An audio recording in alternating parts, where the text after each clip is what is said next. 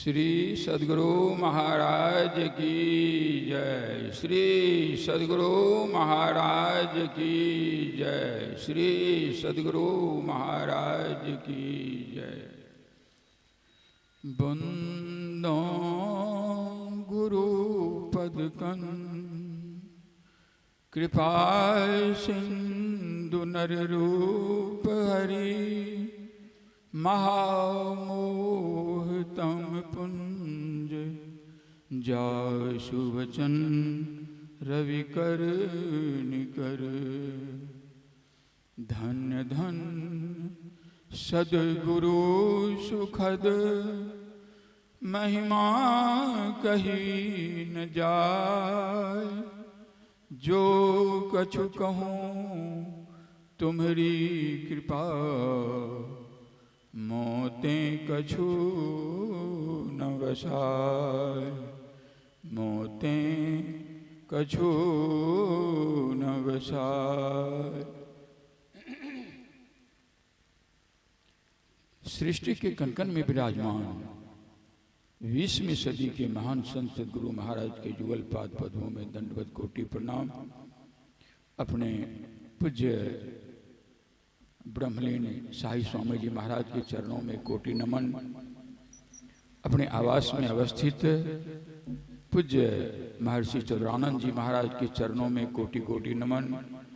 मंचासीन श्रद्धेय साधु चरण, सत्संग स्थल में उपस्थित सत्संग प्रेमी धर्मशिला माताओं एवं भक्तिमती बहनों, बड़ा सौभाग्य है इस कुपड़िया ग्रामवासी ही नहीं पूरी जिला का जो अभी आप लोग संत मत के 60वें वार्षिक अधिवेशन पर उपस्थित होकर के संत महात्माओं का दर्शन करके लाभ उठा रहे हैं।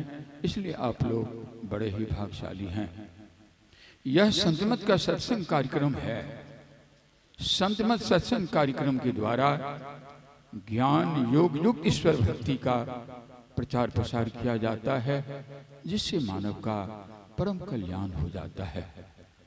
अभी आप लोग गुरुदेव द्वारा रचित रामचरितमानस सारसटीक 7वें सोपान उत्तरकांड से पाठ श्रवण किए, जिसका पदार्थ भी किया गया। समास रूप में आज का प्रतिपाद्य विषय है सत्संग की महिमा और संत असंत का स्वभाव लक्षण। प्रसंग सुन रहे थे आप लोग।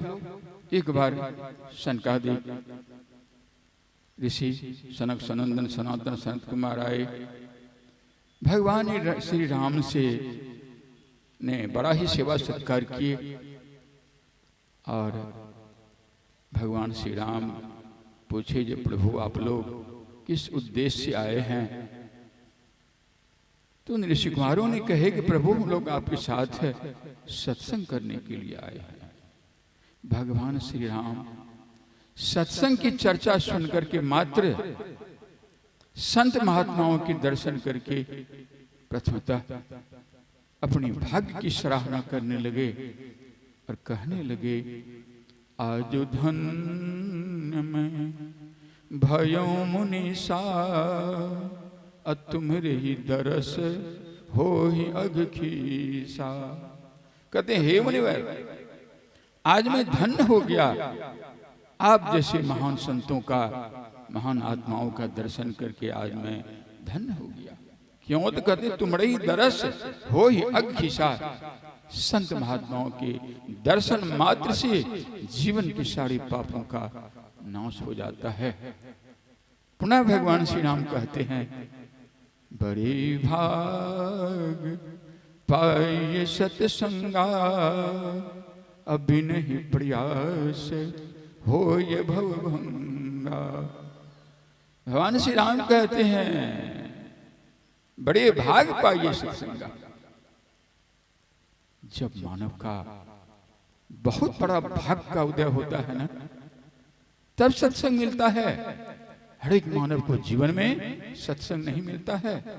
रामायण में ही आया है, अति हरि कृपा जाहि पर हुई, अब पाँव दे यही मार्ग सोई।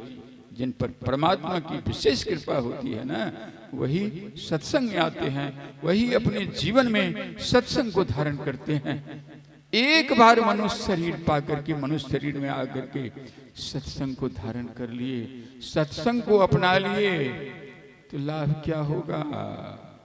कदे बिना ही प्रयास होय भव भंगा, बिना प्रयास का ही इस असार संसार से मुक्त हो जाएंगे।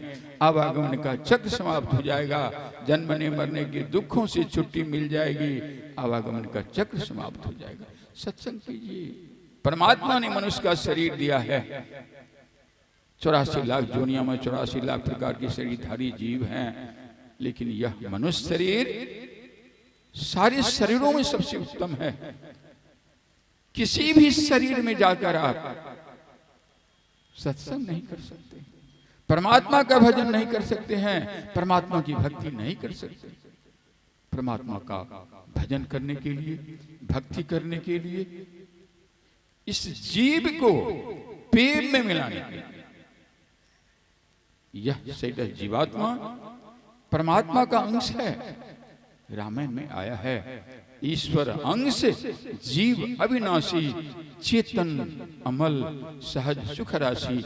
यह सैद जीवात्मा परमात्मा का अंश है, चेतन है, अमल है, सुख की राशि है, परमात्मा का अंश है, परमात्मा की संतान है, परमात्मा के साथ था, परमात्मा से बिछुड़ गया है, परमात्मा से अलग हो गया है। इस जीवात्मा रूपी सत्य को जिस दिन आप संत मत का जो सार ज्ञान है, मानस जाप, मानस ध्यान, निश्चय साधन, सूरज शब्द योग लेकर के साधना करके इस जीव को जिस दिन प्रेम में मिला देंगे ना, सबसे ऊंची दर्जे का सत्संग हो जाएगा। इसीलिए यह प्रचार प्रसार किया जाता है। यह मनुष्य शरीर मिला है, परमात्मा का भजन कीजिए, ईश्वर उपासना कीजिए, सत्संग कीजिए। लोग समझते होंगे क्या होगा, तो चलो बाबा आए हैं, कुछ कहेंगे, सुन लेंगे, ठीक बात है, सुनेंगे, ये भी सत्संग है। लेकिन सत्संग का अर्थ क्या है? सत्संग दो शब्दों से बना है, सत्य जुड़ संग बराबर सत्संग, यानी सत्य के संग करने को सत्संग कहते हैं। तो फिर कहेंगे जो बाबा सत्य क्या है, यह जान लेंगे तब न उनका संग करेंगे। संत महापुरुषों की वाणी में है, सत्य सोई जो विनिशे नाही, जिनका कभी विनाश नहीं होता है, जिसमें कभी कोई परिवर्तन नहीं होता है, उसे सत्य कहते हैं।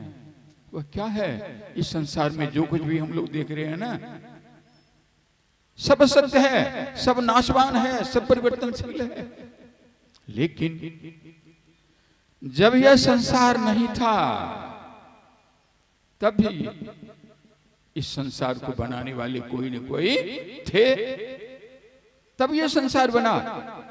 जब तक यह संसार रहेगा तब तक वे बनाने वाले रहेंगे। जिस दिन यह संसार विलय हो जाएगा, लुप्त हो जाएगा, उस दिन भी बनाने वाला रहेगा। इसलिए परमात्मा ही सत्य है। तो परमात्मा के संग करने को सत्संग कहते हैं। फिर कहेंगे जो बाबा कैसे करेंगे सत्य का संग, परमात्मा का संग?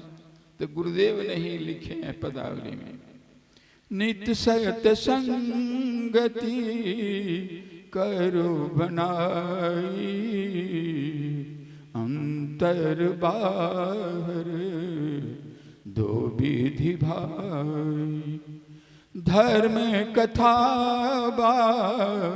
हर सत्य संगा, अंतर सत्य संग ध्यान अभंगा। हमारे गुरुदेव कहते हैं नित्य सत्संगति करो बनाए, नित्य प्रति सत्संग कीजिए, नित्य प्रति परमात्मा का संग कीजिए, नित्य प्रति उपासना कीजिए। कैसे? सत्संग करने का दो तरीका है, दो विधि है। एक बाहर का सत्संग, दूसरा अंतर का सत्संग। तो बाहर का सत्संग किसे कहते हैं? गुरुदेव कह रहे थे धर्म कथा बाहर सत्संगा। यहाँ अभी धर्म कथा हो रही है, परमात्मा का गुणानुवाद हो रहा है, ईश्वर की चर्चा हो रही है। मैं संत महापुरुषों की वाणी आप लोगों को सुना रहा हूँ, आप लोग सुन रहे हैं। यह बाहरी सत्संग, और यही बाहरी सत्संग सुन सुन करके जब लोगों को प्रेरणा होता है ना अंदर में, तब लोग गुरु के शरण में जाते हैं, संसद गुरु के शरण में, और दीक्षा शिक्षा लेकर के जब साधन भजन करने लगते हैं, मानस जाप मानस ध्यान दृष्टि साधन सूरज शब्द हो, तब परमात्मा की विभूति प्रकाश और शब्द के रूप में दिखाई देने लगता है, सुनाई देने लगता है। तब होने लगता है अंतर का सत्संग। हमारे गुरुदेव का महावाणी है, नित्य सत्संग नित्य और ध्यान नित्य, रहिए करत संग लगन हो, बेभिचार चोरी नशा हिंसा झूठ तजना चाहिए। पंच पापों से बचते हुए नित्य प्रति दोनों प्रकार का सत्संग कीजिए। आप लोगों का यह लोक भी सुखी रहेगा, परमार्थ भी बनेगा, परलोक भी सुखी रहेगा। इन्हीं वाणी के साथ मैं अपने वाणी को विराम दे रहा हूँ। बोलिए श्री सद्गुरु महाराज की जय।